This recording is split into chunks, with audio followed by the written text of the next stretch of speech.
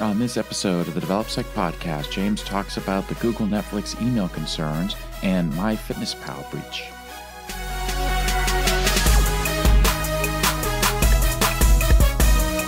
Tackling the challenge to integrate security into the development process? Looking for insights, answers, and practical solutions to avoid getting overwhelmed? Welcome to DevelopSec Live, where our focus is your success in securing and improving development processes. And here's your host, James Jardine. Hey everyone, welcome back to the DevelopSec show that we're doing here. Had a small little break thanks to spring break for school, so the kids were home and all that, but now we're back. We're ready to start talking about some more topics that are going through. One of the things we're going to talk about a little bit is something I've been seeing going through social media, talking about the Netflix Google saga that's happening. So it's got me fired up, so I want to talk a little bit about that. But before we jump into that, I wanted to let everybody know I've got a new training class that I'm offering out. It's Fundamentals of Application Security. It's really focused on development side of the house, so developers, QA, business analysts. And the way we're doing it is it's a 6-week session so that it's 1.5 hours, 1 day a week for 6 weeks. So we have 6 sessions that are available. And we walk through, we talk about the concepts of application security and how we test, how we develop, those type of things. We're going to go through some of the OWASP top 10 items that are out there. We're going to talk about the concepts of how they work, the fundamentals of how they work. So that way you come away with a solid understanding of what those vulnerabilities are and how you can go back to your organization and start helping protect against those vulnerabilities within your code, whether that's through design, whether that's through actual coding and development, or whether that's through testing. So it's a really good course. I've had some people, usually I do this only privately through private clients, but we're opening this up to make it available to anyone that would be interested in doing it. Right now I'm offering 2 different time slots for this. So one's kind of lunchtime-ish time slot and one is a evening 7:30 at night time slot. So go to jardinesoftware.com to check it out and get some more information. If you have questions about it, feel free to let me know. We do it through GoToTraining, so we record all the sessions. So everything is going to be available after the sessions are done so that if you miss one or you want to go back and re-listen to something, then you can do that. So I just want to put that out there for anybody that may be interested in checking that out. So the big thing we really want to talk about, like I said, I mean, this is really kind of, stuff like this gets me going, right? Because it gets me thinking. I want to know what's going on. How's it really occurring? What's happening here? And so if you haven't seen it, there's been lots of talk here about kind of a scam that's available. It's not necessarily a vulnerability in the applications, but a way that a scammer could abuse one of the applications to be able to attempt to basically get somebody to pay for their Netflix account for them. And so I wanted to talk about how this is working and some things that as developers or organizations, we can help protect ourselves from this occurring, because there's debate on whether this is feature set, whether it's vulnerability. So we want to talk through this because, like I said, when I see this stuff come through the news and I read all the different posts on it and everybody's got these different opinions and they look at this and they look at that, sometimes it's hard to weed through all this stuff and really understand what the root of the concern is and then try to determine, but how bad is this? Is this really an issue? Who should be fixing it? Those are the types of things that I kind of want to look at as we go through this type of system. So the first thing, though, that I want to cover is around actually Gmail and how they actually handle certain situations. So if we pull up this, we can see, all right, so typically you go get a Gmail address and you get your address at gmail.com. And that's fine, that's your address. We're good to go. But, and this is a feature that's been around for a long time, look at these other addresses. I've got your dot address at gmail.com. I've got a bunch more dots in this following one down here that we can see. And what we really realize is the way Gmail handles dots or the period within the username portion of your email address is it ignores them. So these all come back to the same account, within Gmail. So if you own your address at gmail.com, you also get your .address at gmail.com. All these other aliases are available to you within Gmail. And some argue whether this is a feature, whether this is an issue, but I mean, really, it is sort of a feature, the ability to have multiple permutations of your email address if you want to use them in different spots. Maybe you want to be able to create an extra account and you don't want to go out and create a whole new Gmail account. So you just make a permutation of your current address, add some dots in there, and you're good to go. Another argument around this could be the fact that, well, what if you forget whether your address has the dot in it or where you put the dot? Now, obviously, in the last one, that doesn't make much sense. I don't know why you'd create an address like that. But you might have, first name dot last name or just first name last name as your account. And maybe you forget that. You've had, I don't know, maybe either it's new, you've had it for a long time, you forget which one it was. And so this allows you to easily log in. We're not easily making mistakes on which address was ours. So you could argue either way. I mean, this appears to be more a feature set. This is just kind of the way Gmail is set up. It ignores this, okay? Now, we also have another way to do this. If we look again at our Gmail addresses, here's our email address at gmail.com, but Gmail already has a way to be able to add aliases. So if we look here, I add the plus symbol, and what that does is that allows me, what basically Gmail will ignore everything after the plus, so it'll still be my account. So email address plus Netflix is the same account as email address at gmail.com, right? So this is another way where we can create aliases for the same account without having to go in and actually create aliases within the admin setup. Real pain in the butt to be able to go in and set all those things up. And when you do something like this, it helps you. A lot of people use this for spam purposes. Hey, where did this email come from? How did they get this email address? So sometimes when you go sign up for certain accounts, you'll add on, hey, this is my email address plus whatever site this is. So when you start getting spam emails or you start getting these other emails that are maybe unwanted and you see which address it came from, you know which system you would put that address in, and maybe that's where that address came from. I use this for security testing. So that way I don't have to create a whole bunch of different accounts. I can create accounts within systems, and then I can specify them. So, you got a test 1, a test 2, a test 3, multiple accounts that will go to my same email address. So it's really easy to deal with without having to go in and create a whole bunch of mail accounts, because that can be a pain.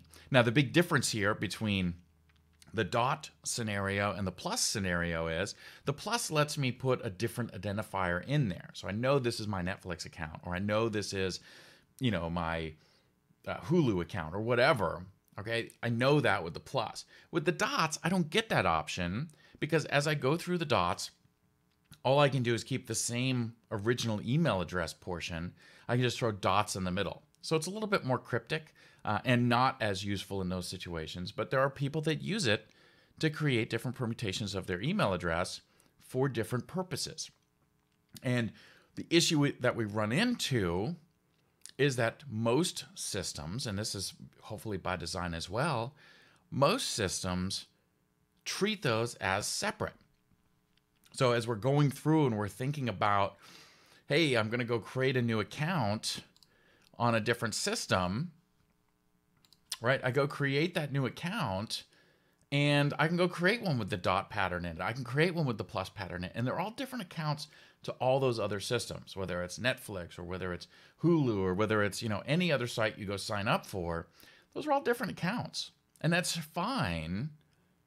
But we now have this situation in this case where, while they all go back to the same user, now we have a potential scam issue.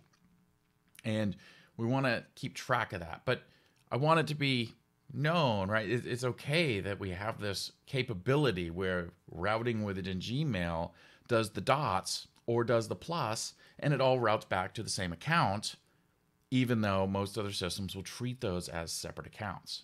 With the plus symbol, we see it all the time. Like I said, I use that all the time, and organizations treat that as a separate account because it is. I mean, to them, it's a unique email address because they're not looking at the pluses. They're not looking at the dots. They're looking at the string as a whole, is this separate or not? And if it's separate, they'll go ahead and create the account for it. And I personally think that's okay. And we're going to talk about some things that we could be doing to help reduce the risk of this potential scam that's out there that we're seeing. So let's take a look at the process of how this scam is working. So the first thing that happens, and this is against Netflix, right, is that we're understanding the attacker is going to identify an existing account that uses Gmail. Now, one thing I want to point out, we just talked about the dots and the pluses. The pluses work for any Gmail account, even if it's got its own custom domain. But the dots, from my testing, do not work for any Gmail account. They only work for the @gmail.com accounts. So if you've got custom domains on your Gmail account, then the dot scenario that we're talking about does not seem effective. I know when I did my test, I got bounce backs when I tried to go to different permutations of the same email address with dots in it. It would kick it back and say address not available or not allowed to accept incoming email. So just keep that in mind, that this is going to be limited down to, from what I've seen, @gmail.com addresses specifically. So what an attacker could do is they can go out, they can identify, hey, this Gmail account has an account on Netflix. Now, whether that's through some sort of breach somehow, we don't know how we're going to identify it, but that would be the first step, is identifying that, hey, this Gmail account exists on here. So maybe that's user@gmail.com.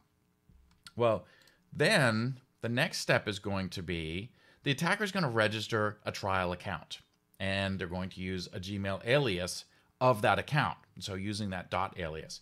So in this case, instead of, I know there's a user that has my email @gmail.com. So as the bad guy, I'm going to go register my .email @gmail.com.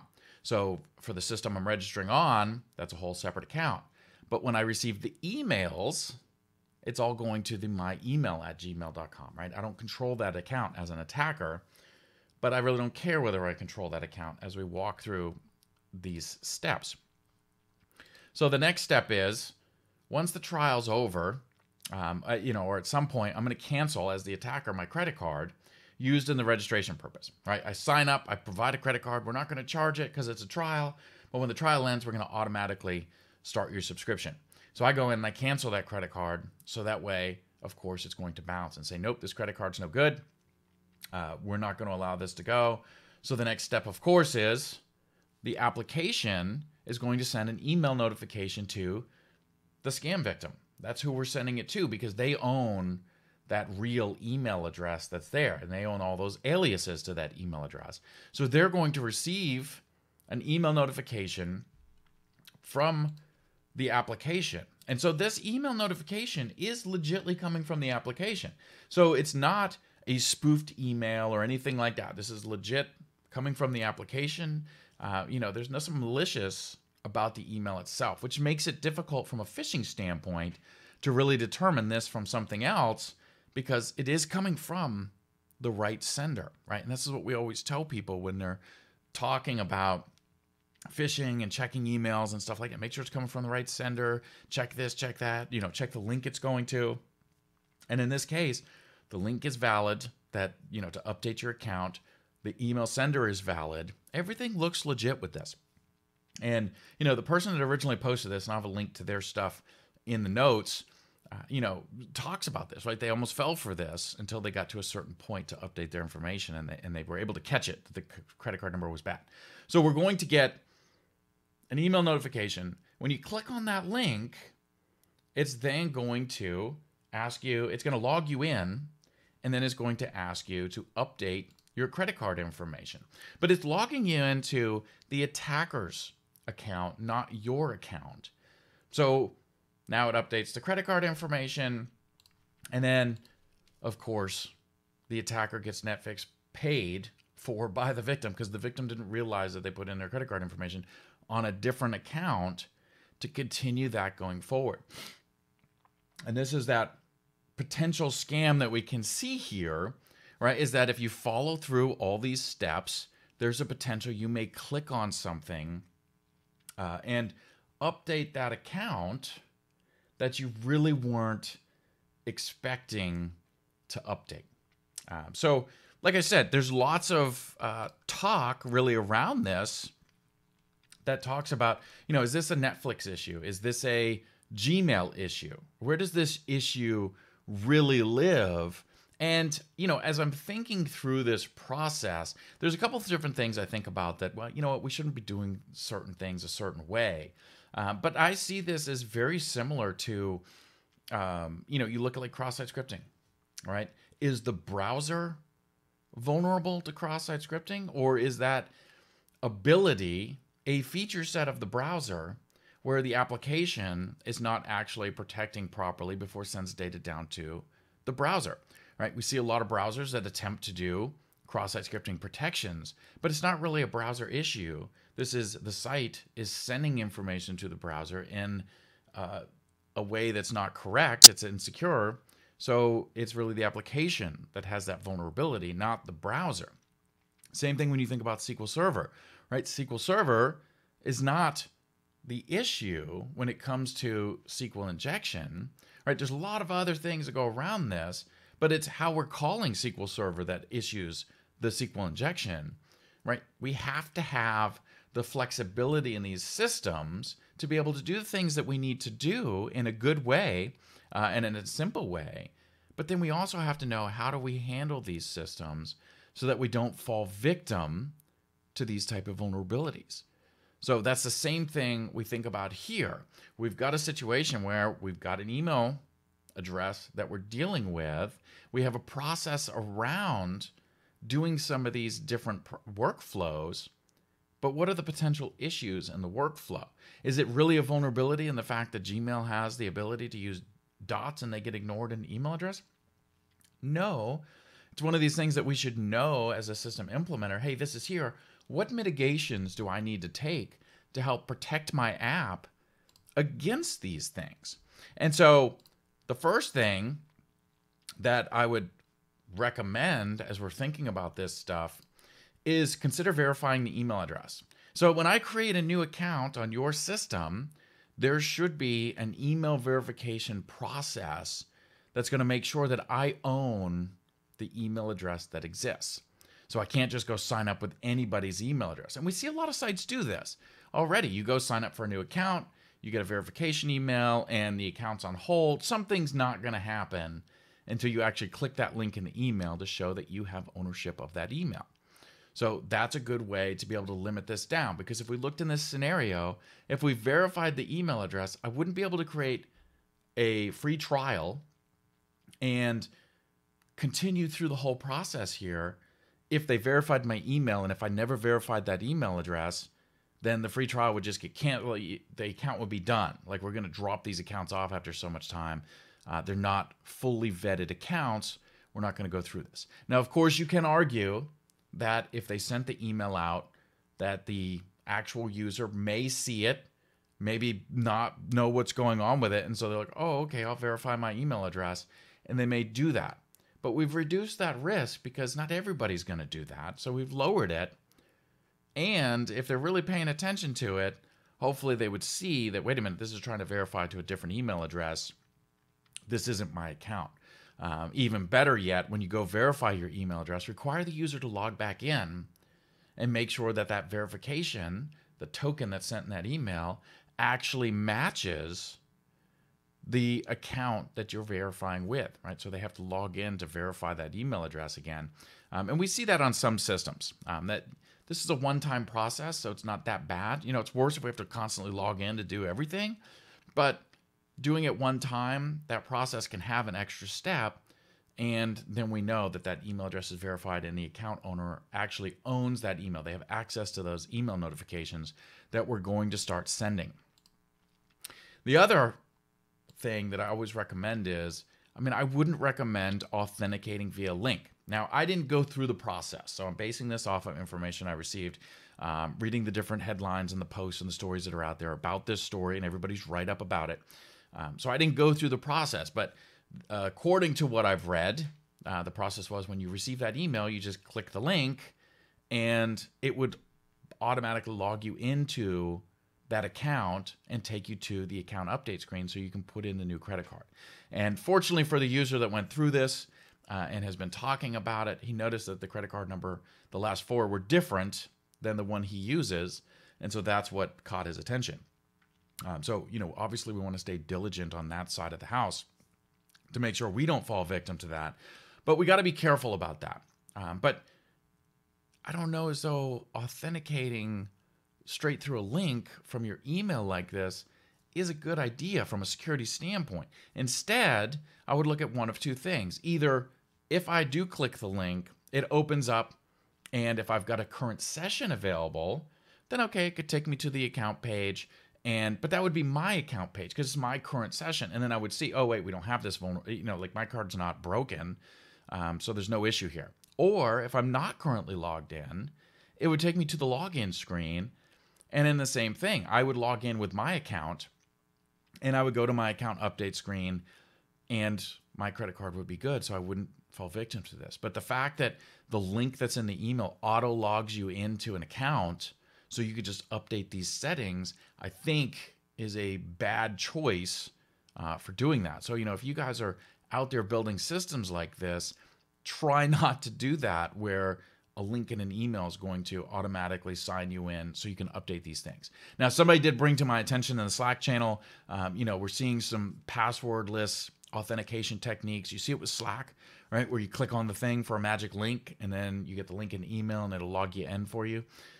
That may be a little bit different, only from the standpoint of I went out and purposely did that, right? I went and initiated that versus an email just showing up in my account or in my email, in my inbox, and I click the link and all of a sudden it authenticated me to the app. Like, I'm not expecting that.